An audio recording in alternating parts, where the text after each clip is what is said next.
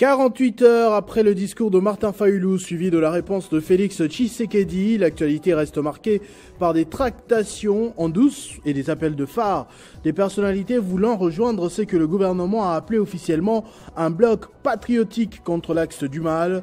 Vous suivrez dans ce journal une analyse de Jean-David Kilolo sur l'avenir de ce mariage qui se profile à l'horizon. Les enfants victimes innocentes des conflits armés et de guerre bénéficient d'une attention particulière en République démocratique du Congo. La ministre des Affaires sociales, Nathalie Aziza-Mounana, a réceptionné un important don des partenaires des Émirats arabes unis à l'occasion de la journée qui leur est dédiée. À Béni, où il s'est retiré depuis son installation, le gouvernement militaire du Nord Kivu a reçu une délégation des ambassadeurs de l'Union européenne. Le général-major Évariste Kakule-Somo a dénoncé une transplantation des populations rwandaises dans la province du Nord Kivu. Détails à suivre dans ce journal. Mesdames et messieurs, bonsoir et surtout, heureux anniversaire à toutes les personnes qui sont nées ce 4 juin. Débutons ce journal avec les deux anciens fidèles de l'église Philadelphie qui ont décidé d'unir leurs atouts et forces pour sauver la République démocratique du Congo. Depuis le discours à la nation très suivi de Martin Fayulu, avec la réponse favorable du chef de l'État Félix Tshisekedi, l'ombre d'un dialogue national inclusif plane sur Kinshasa. Plusieurs voix se sont exprimées pour trancher, mais des questions pertinentes restent encore pendantes. Un dialogue entre Martin Fayulu et Félix Tshisekedi est-il envisageable? Théoriquement, c'est possible. Mais il serait conditionné par des obstacles significatifs liés à leur divergence politique et à la méfiance mutuelle. Mais après, lors de la dernière sortie médiatique de l'opposant, Fayulu voulant rencontrer le président Félix Tshisekedi. Et quelques temps après, c'est la réponse positive du président. Et plusieurs langues se délient. Pour certains, c'est l'occasion pour Martin Fayulu de saisir l'opportunité afin d'être nommé Premier ministre. Pour d'autres, c'est la voie du dialogue qui serait privilégiée. C'est le cas du président du parti politique Base républicaine, Igo Ntsundi, qui dans un communiqué a salué la disponibilité de deux personnalités et a appelé les acteurs politiques de tous bords au dialogue pour le renouvellement de la gouvernance politique autour des idéaux tels que le rétablissement de l'autorité de l'État sur toute l'étendue du territoire national, la fin du cycle des violences, le renforcement de la crédibilité de l'État, la mise en avant de l'unité et la solidarité nationale. Pour la base républicaine, cette proposition reste conforme à son plan de sortie des crises, lequel plan recommande un dialogue responsable avec tous les acteurs sans la moindre forme d'exclusion et recommande aux deux personnalités, le président Félix Tshisekedi et Martin Fayulu, à la mise en place d'un cadre de concertation nécessaire à la désignation d'une commission de consultation pour un dialogue sincère et transparent entre toutes les forces politiques et sociales. Un dialogue est possible si les deux parties adoptent une approche pragmatique et mettent de côté leurs griefs personnels pour privilégier l'intérêt national. La réponse positive du président Félix Tshisekedi du 2 juin 2025 et l'appel de Fayulu à une discussion sans compromission indique qu'une fenêtre d'opportunité. Cependant, pour qu'il soit fructueux, il faudrait un cadre neutre, des objectifs clairs, une volonté de dépasser les accusations mutuelles, ce qui semble difficile au vu de l'historique. Un dialogue serait envisageable, surtout à la lumière des déclarations récentes de juin 2025. Mais son succès dépendra de la capacité de deux leaders à transcender leur antagonisme historique et à s'entendre sur un agenda commun. Sans une réelle volonté de compromis, le dialogue risque de rester symbolique ou de ne pas aboutir si chacun. Le président du Sénat, Jean-Michel Samalou Condé, a reçu ce jeudi une délégation de l'Organisation internationale de la francophonie qui séjourne à Kinshasa dans le cadre d'une mission d'information. La délégation apporte le soutien de cette organisation à la République démocratique du Congo qui se bat sur tous les fronts pour amener la paix dans la partie orientale de son territoire national. Au sortir de l'audience, Muriel Berset Cohen, ambassadrice et représentante personnelle de la présidente de la Confédération suisse de la francophonie, a fait le point de l'audience devant la presse. Nous avons eu un échange de très haute tenue, j'aimerais le souligner, sur la situation dans le pays, en particulier à l'est du Congo. Et nous avons aussi parlé des chemins vers la paix. Quelles sont les voies qui sont en cours, quels sont les processus qui sont en cours et comment ceux-ci peuvent aboutir à une solution de paix qui permette le développement, la prospérité de tout le pays bien sûr, mais aussi surtout en l'occurrence de l'Est du Congo, qui est une région si riche. C'était pour la francophonie, pour toute la francophonie, pour les chefs d'État et de gouvernement de la francophonie, très important d'envoyer cette mission ici, à Kinshasa, au Congo RDC. Le Congo, c'est le plus grand membre de notre organisation. Moi, je suis suisse, viens d'un petit pays et nous tenions à faire entendre la solidarité de l'organisation de la francophonie, des États membres et des gouvernements au peuple congolais qui souffre beaucoup et depuis longtemps, en particulier dans l'est du pays. Et la francophonie, avec aussi des programmes dont les publics cibles sont les femmes et les jeunes, peut aussi apporter des contributions concrètes, tangibles, pour améliorer la situation de personnes qui vivent tous les jours dans cette situation dramatique à l'est du pays. Au ministère des Affaires sociales, Action humanitaire et solidarité nationale, Nathalie Aziza Mounana se distingue également avec un travail diplomatique de qualité. Tenez, après les eurodéputés la semaine dernière, cette fois, des ambassadeurs des pays membres de la francophonie se sont informés auprès de la ministre directement de la réelle situation humanitaire du pays, surtout dans sa partie orientale, touchée par les affres de la guerre depuis plus de 30 ans. Séance tenante, elle a obtenu la condamnation des violations intempestives des frontières de la République démocratique du Congo ainsi que les violences faites aux femmes et aux enfants que l'ennemi utilise comme arme de guerre pendant tout ce temps.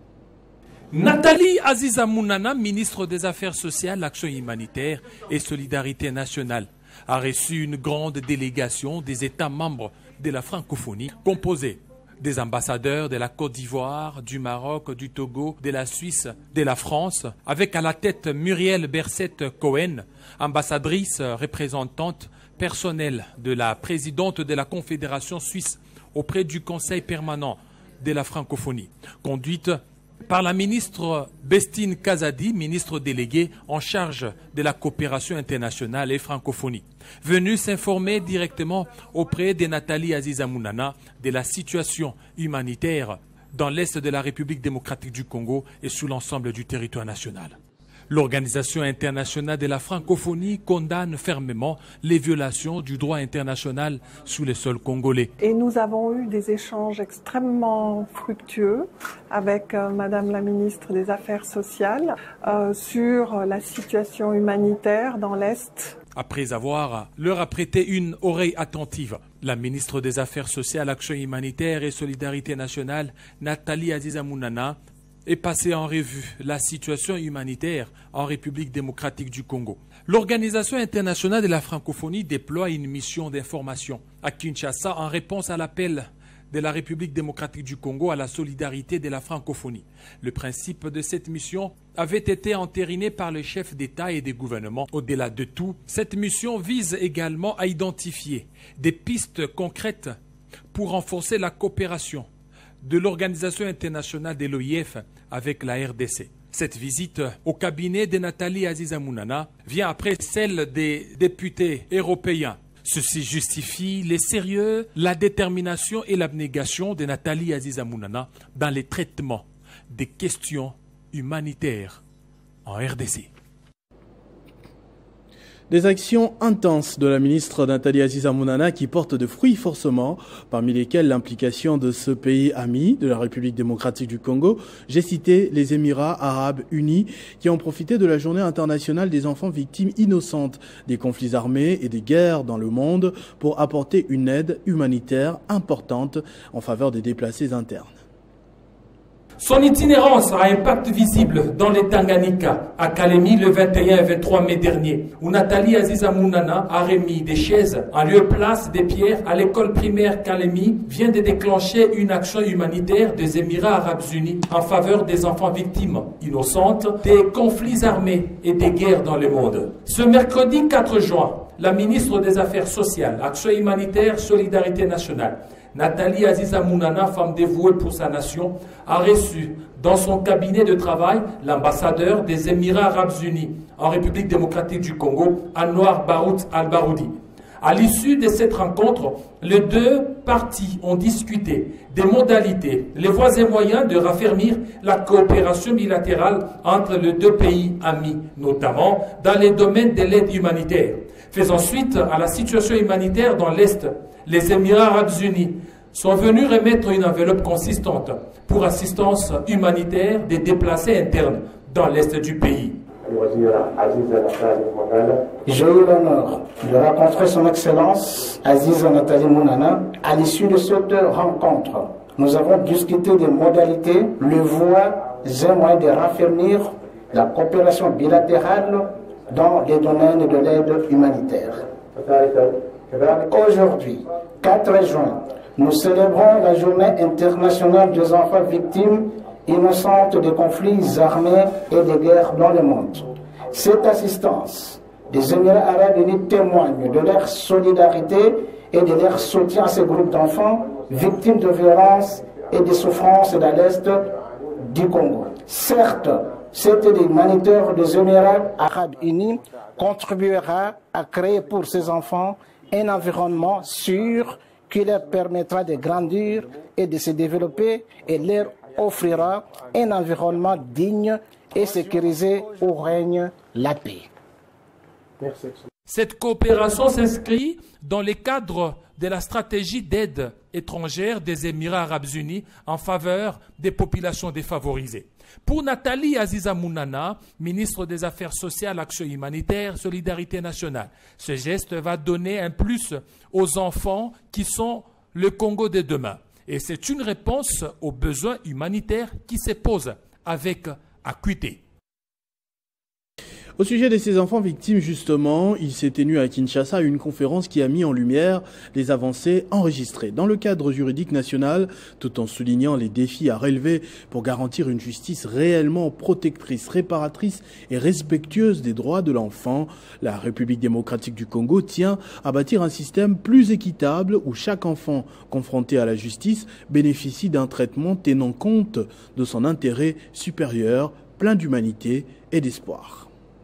Mardi 3 juin 2025, Kinshasa a accueilli une conférence satellite exceptionnelle dans le cadre du 5e congrès mondial sur la justice envers les enfants. Alors que les sessions principales se déroulent à Madrid et à Montréal, cette édition congolaise s'est inscrite pleinement dans cette dynamique mondiale en abordant une problématique cruciale.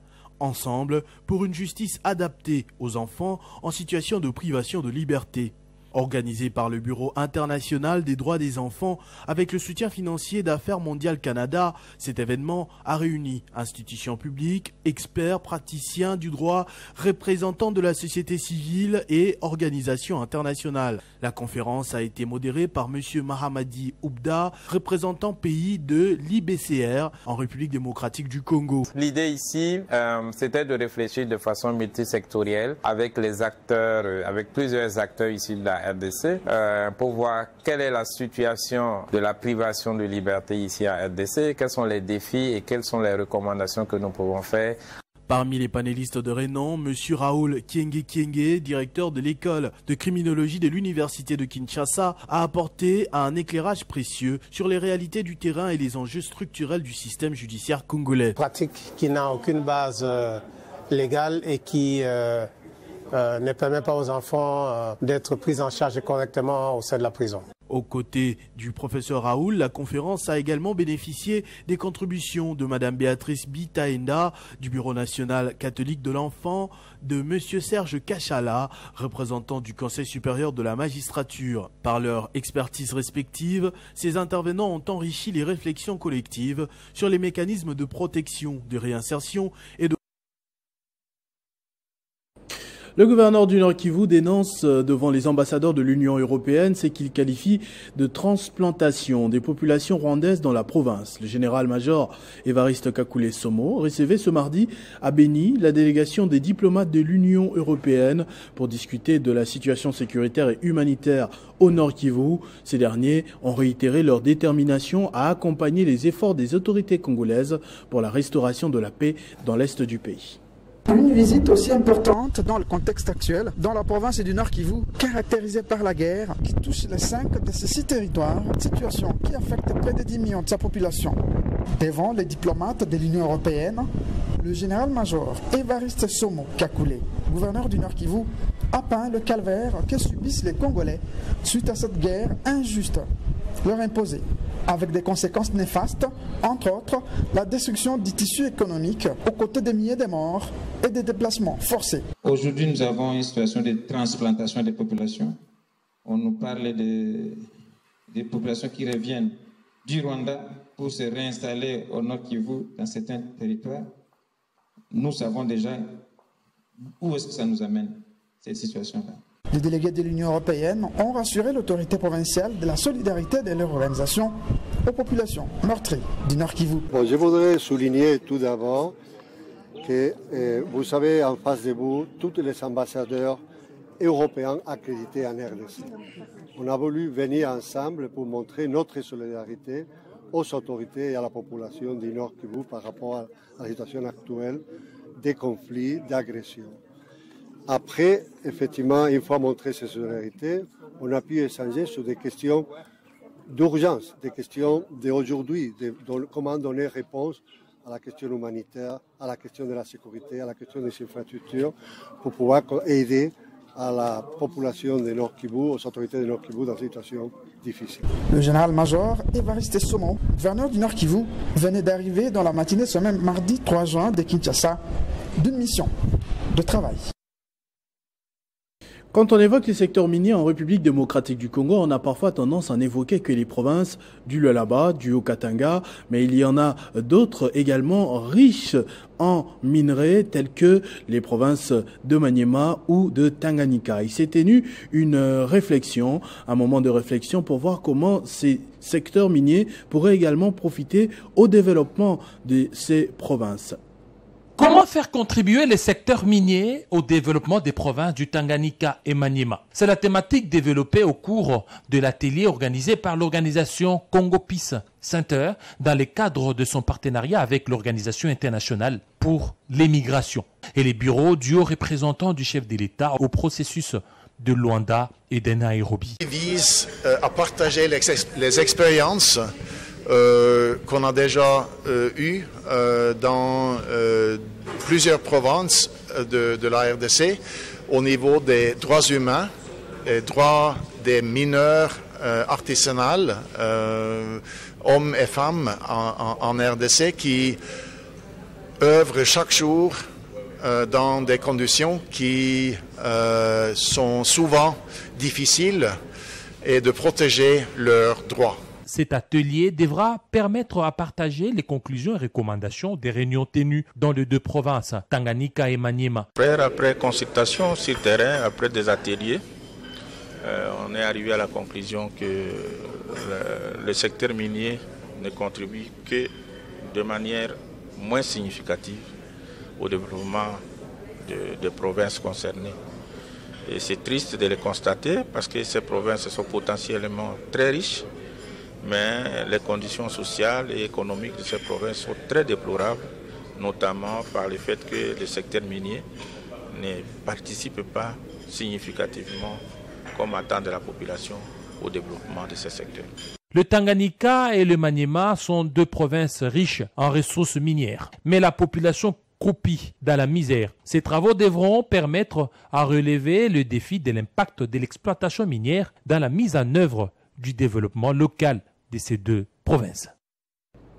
Insolite à Kinshasa, 2 personnes se présentant faussement comme des agents de la DGRK pour percevoir des paiements à la cité ont été arrêtés dans l'est de la ville. La scène s'est déroulée à Biboua. Arrêtés, ils ont été présentés au directeur général qui a profité de cette occasion pour appeler les assujettis à la prudence. La Direction générale des recettes de Kinshasa, DGRK au sigle, rappelle aux contribuables, personnes physiques et morales, assujettis à la retenue sur loyer, que l'échéance pour s'acquitter de leurs obligations fiscales mensuelles du mois de mai est fixée au plus tard mardi 10 juin 2025. Pour les contribuables, personnes morales et personnes physiques relevant des directions des recettes de Gombe, Limete, Ngalimanor, Kinshasa et Barumbu doivent souscrire leur déclaration en ligne via le portail https://e-dgrk.com. Le non-respect de cette échéance entraîne l'application des amendes prévues par les dispositions légales et réglementaires en la matière. Notez bien, celui qui paye mal paye double. Fait à Kinshasa le 4 juin 2025, Bitalo Mooko Bonkai Edi, directeur général. Des nouvelles de la diaspora congolaise. Rendons-nous en Ouganda où une forte communauté guidée et entretenue par son président William Bugeme, soutien inconditionnel du chef de l'État Félix Tshisekedi, se voit enquiquiné par une crise de leadership que tentent d'occasionner les ennemis du vivre ensemble. Refusant de voir tous les efforts consentis jusque-là, jetés à l'eau, les membres de cette communauté se sont mobilisés comme un seul homme pour s'opposer à la cacophonie et dire à haute voix la reconnaissance et le soutien à l'endroit de William Bugeme Kafindo. Les Congolais vivant en Ouganda montent au créneau pour dénoncer et dire non à la crise de leadership créée depuis quelques semaines par certains ennemis de la paix et du vivre ensemble. Ils se sont réunis à cette occasion au siège de la diaspora congolaise à Kampala pour exprimer leur soutien à leur président William Bugeme Kafindo, mais aussi au chef de l'État Félix Tshisekedi ainsi qu'à toutes ses actions. Unis comme un seul homme, ces Congolais exhortent les autorités compétentes à tout mettre en œuvre pour en finir avec cette cacophonie qui met en mal la cohésion nationale. Demandons que notre gouvernement à partir de Kinshasa vienne recevoir notre président William Bugeme. Un président élu, un président qui travaille pour l'intérêt de la communauté. Et je lance ce message avec toute humilité à l'ambassade de la République démocratique du Congo, précisément à Kampala, de bien soutenir notre président, d'être bien reçu à Kinshasa pour l'intérêt de la population congolaise. Je prie que Dieu vous donne la sagesse de Salomon de bien résoudre ces problèmes de deux femmes. Que notre président, William Bugeme Kafindo, bénéficiera d'une attention particulière de la part des autorités afin qu'il apporte des réponses favorables à nos desiderata. Nous exprimons également notre soutien au chef de l'État, Félix Antoine Tshisekedi, et le remercions pour tout ce qu'il fait pour nous, les Congolais vivant en Ouganda. Le président élu de la diaspora congolaise de l'Ouganda, William Bugeme Kafindo, accompagné des membres de son bureau, quant à eux, poursuivent leur plaidoirie en faveur de réfugiés et victimes des affres de la guerre auprès des dirigeants à Kinshasa. Et pour boucler ce journal, parlons du lancement du premier salon de l'imprimerie RDC 2025 qui a eu lieu ce mercredi au Centre culturel et artistique pour les pays d'Afrique centrale à Kinshasa. Sous les patronages des ministères de la Culture et Arts et de l'Industrie, ce salon sera désormais l'événement de référence qui réunira professionnels du secteur de l'imprimerie et des arts graphiques pour présenter les dernières innovations technologiques et partager des connaissances. Je déclare donc ouvrir ce premier salon de l'imprimerie. Pendant 4 jours, les professionnels du secteur de l'imprimerie, des arts graphiques et de la communication visuelle se réunissent au Centre culturel et artistique pour les pays d'Afrique centrale pour réfléchir autour du thème innovation, autonomisation et main-d'œuvre non qualifiée. Nous avons comme mission de conquérir l'Afrique. Parrainé par les ministères de la Culture et Arts et de l'Industrie, ce premier salon de l'imprimerie de la RDC permet aux entreprises, aux fournisseurs, aux créateurs et aux experts du secteur de présenter leurs dernières innovations technologiques, partager des connaissances et favoriser les échanges commerciaux. Nous ne sommes pas concurrents, nous sommes partenaires. Et en tant que partenaires, nous devons travailler ensemble pour relever, honorer et mettre en avant ce métier qui est noble, ce métier d'imprimeur qui, aujourd'hui, je le dis, impose des marques, donne des visibilités et fait des noms. Des innovations certes, mais il y a encore beaucoup à faire pour l'essor de ces secteurs, freinés faute d'industrialisation. Quel est le plus grand projet? C'est de créer des centres de formation pour les imprimeurs, des universités pour les imprimeurs et permettre à nos plus grands imprimeurs, nos pionniers, de pouvoir bénéficier d'une subvention de l'État pour construire des industries en RDC. Nous importons tout, du papier à l'encre, des matériels, tout vient de l'extérieur. Mais nous voulons, en tant que Congolais, que nous puissions avoir nos industries ici en RDC. Et cela fera notre fierté.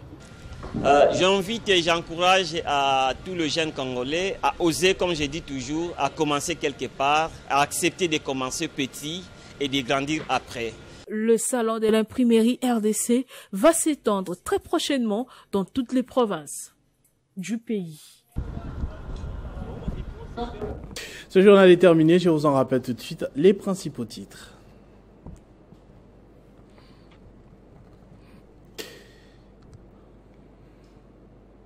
48 heures après le discours de Martin Fayulu, suivi de la réponse de Félix Tshisekedi, l'actualité reste marquée par des tractations en douce et des appels de phare des personnalités voulant rejoindre ce que le gouvernement a appelé officiellement un bloc patriotique contre l'axe du mal. Vous avez suivi dans ce journal une analyse de Jean-David Kilolo sur l'avenir de ce mariage qui se profile à l'horizon.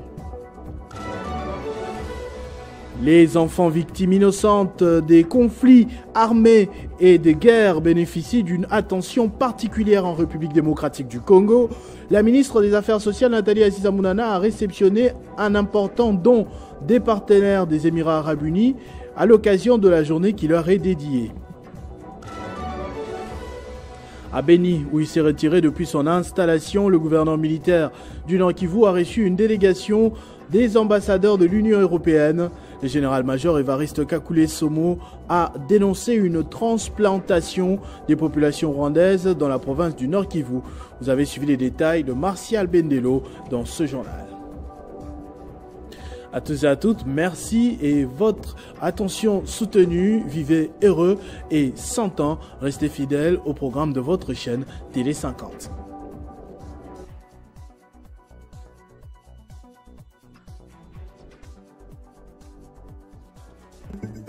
Retrouvez toute l'actualité en continu sur www.tele50.cd.